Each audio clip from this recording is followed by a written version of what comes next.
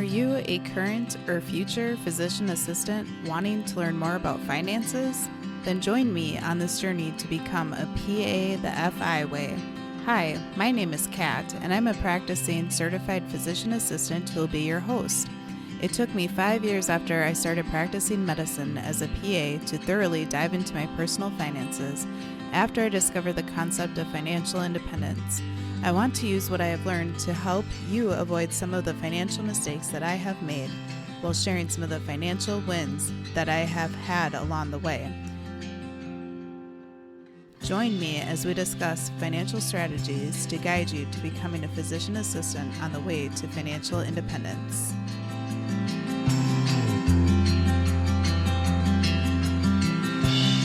Hey there, and welcome back to another episode of the PA the FI Way podcast. I'm your host, Kat, and thanks so much for taking time out of your day to listen to this episode.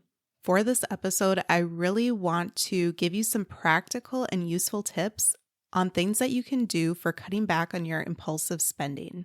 Maybe you have all of a sudden started earning as a brand new PA or other healthcare professional, and you all of a sudden have this income that is way higher than what you have ever experienced before. Or maybe you recently transitioned to a different specialty and are earning a lot more, or maybe you negotiated a raise in your current role. A lot of those income changes can tend to lead to all of a sudden having more impulsive spending. On the other hand, some people's habits and mindset that they have about spending actually lean towards spending impulsively for many, many years. Maybe they started spending money when they started earning income as a teenager, and they still find themselves spending impulsively over time well into their adulthood. I have a list of 10 practical strategies that you can implement to help reduce your impulsive spending. Step number 1 sounds really basic, but it can be a little difficult to get used to if you have never done this before. But the first step is to create a budget. That sounds so simple and easy to do, but it can actually feel very challenging and overwhelming to people. You first want to figure out your monthly income as well as your monthly expenses. Then you need to figure out which part of your budget needs to go to things that are necessities like utility bills, your rent or your mortgage, etc. If you haven't done so yet, go back and listen to episode 27 where I talk about 4 different types of budgeting methods as well as sinking funds that can be helpful for budgeting for known upcoming expenses. The next tip that I have for you is to identify your triggers. Some people shop or spend money impulsively when they are feeling different emotions. For example, they could be feeling things like they're bored. They could be feeling really stressed out. They could feel really sad or down. And shopping impulsively can make them feel happier and have that quick sense of dopamine. Instead of having this urge to spend money on things that you probably don't need, consider other ways that are healthier to try to help cope with your emotions.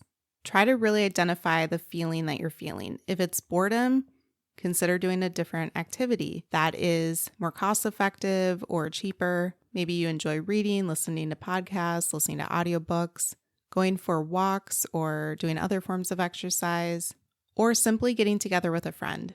The third tip that I have for you is to set financial goals. And again, this is another one that is so much easier said than done. It's ideal to have very specific goals, but also realistic goals. Going back to your budget, if you have an upcoming vacation, travel expense, wedding, upcoming larger known expenses, you can use those as financial goals to try to save money towards utilizing sinking funds. Maybe one of your financial goals is to start and build up an emergency fund, or open a high-yield savings account to have your emergency fund in there. If you're listening to this podcast, maybe one of your goals is to ultimately reach financial independence where work becomes optional, or maybe you are wanting to work towards an entrepreneurial goal, start or purchase a business, get into real estate investing. All of these are different types of financial goals. But if you are earning a fair amount of income and don't have any financial goals, then that's where it's tempting to want to spend the money that's burning a hole in your pocket. Another tip that could be helpful for you is if you feel like there is this thing that looks really fun or shiny or like a cool new gadget that you feel like you have to have, consider implementing a 24-hour rule. try to give yourself a day to really decide, was that something you actually want or need, or was it just that you were getting caught up in the moment and you really didn't need to make that purchase? The fifth strategy that I have for you is to avoid temptation. If there are certain emails that you get, if there are certain websites that you visit, certain stores you drive by that are always very tempting for you to spend a lot of money on, try to stay away from those. You can unsubscribe from those emails. You can unfollow those social media influencers that are always showing you tempting things to purchase. Taking away the temptation can help limit the impulsive spending that you have as well. The next tip that I have for you is to make a list for your shopping and do your best to follow it. And this can go towards grocery shopping or buying clothes or shoes that you need or buying household products. If you do your absolute best to stick to the list that you have, then the amount of extra things that end up in your physical cart or your online cart tends to be lower. The next suggestion that could help you with limiting your spending is to really celebrate and reward yourself when you don't spend. So, for example, are there certain self-care things you like to do that are low cost or free? Any places you like to visit? Or again, spend time with family or friends and catch up with them? Or maybe you do spend money on something that is a treat for you, but it's once a week or once a month instead of multiple times a week or multiple times a month. The next recommendation would be to track your spending. And my hope is that we're going to touch a little bit on this during the next podcast episode, where I have a special guest that's going to be joining me to talk about a program that we've been working on together in a community that we've been building. But we've been working with members that used to spend so impulsively. And the physical act of tracking their spending week to week, month to month, and even broken down day to day has really drastically cut back on their monthly spending. Some people like to use digital tools or a spreadsheet. Other people find that they like to write things down on pieces of paper or in a journal. Whichever way works best for you for tracking your spending and keeping tabs on it can be helpful.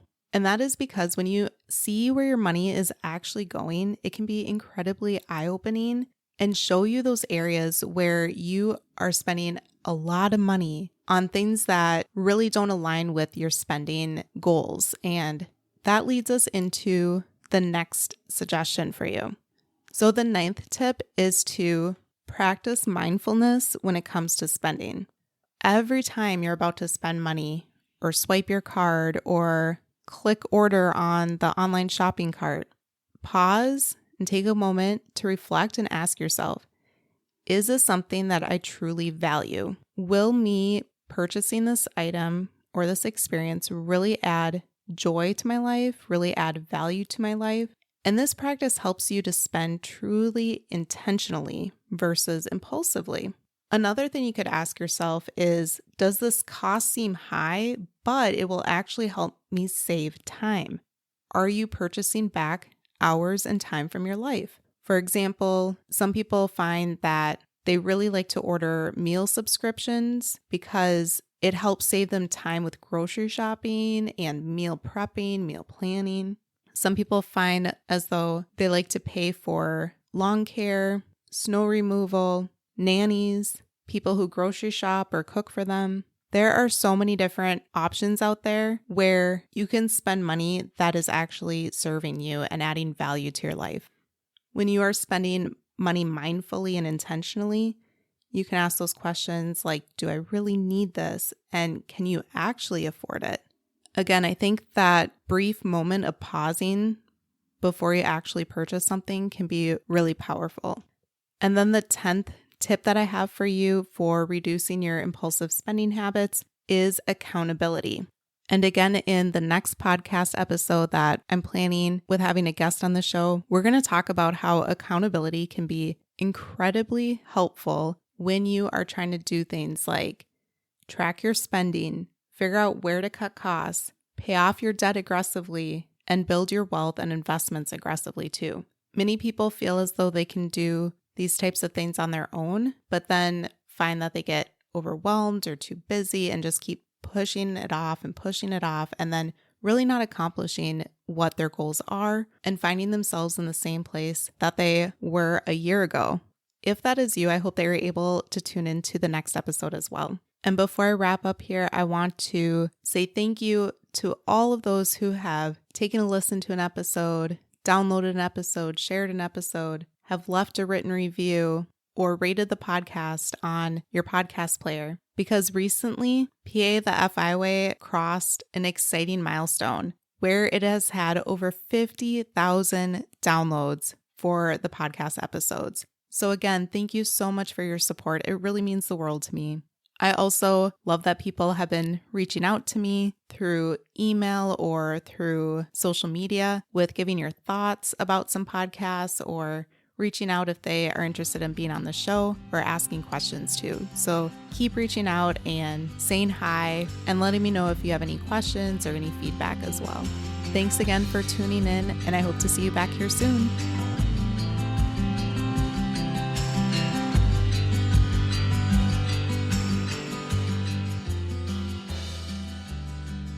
Thank you for tuning in, and I hope that you decide to continue to join me along this journey of becoming a PA the FI Way. Please take a moment to press the subscribe button on the platform that you are listening to this on, but more importantly, consider sharing with another current or future PA that could benefit from the information that we reviewed in this episode. Take care and have a great rest of your day. Until next time.